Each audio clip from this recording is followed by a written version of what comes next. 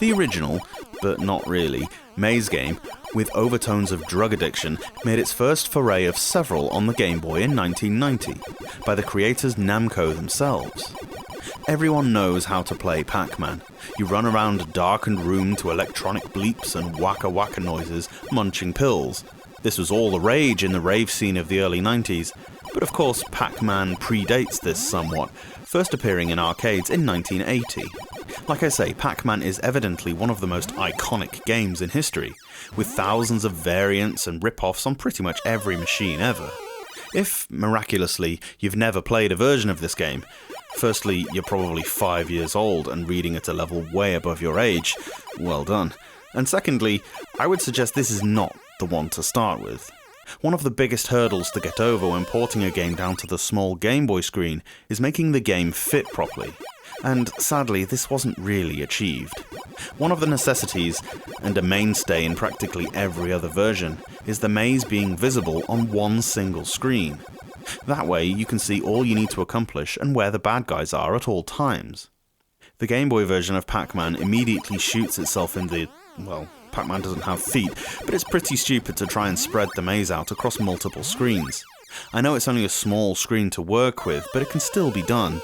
It's a bit of a design flaw, especially seeing as how such a huge swathe of the screen is taken up by the scoreboard and stuff.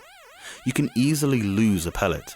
You can sometimes leave one somewhere in the maze and then have to drift around looking for it, which is no good if you're being chased.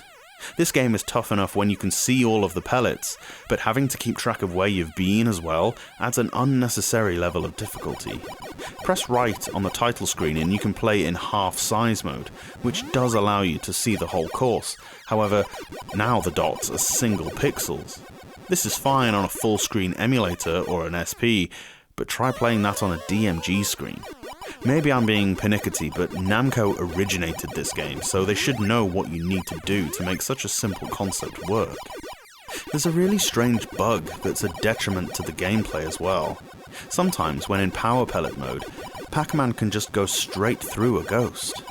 With such a small amount of programming necessary, this game should be absolutely solid, with no bugs in sight. This happens with an alarming regularity too, so I'm sure it's not a one-off. It appears to happen most often if you've just eaten one ghost and there's another right behind it. But I mean, it happens at least once per level to me. More rigorous testing was certainly needed. Sound-wise, the game is certainly identifiable, but for some reason the noises we're accustomed to sound really grating in this version. I don't know why that is. Maybe Pac-Man always sounds irritating, but when the gameplay is good, you don't notice it as much. There are plenty of other versions of Pac-Man that you could choose over this one.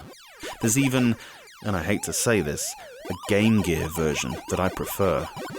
Admitting that leaves me feeling sullied and unusual, so I'm ending this review and going for a shower.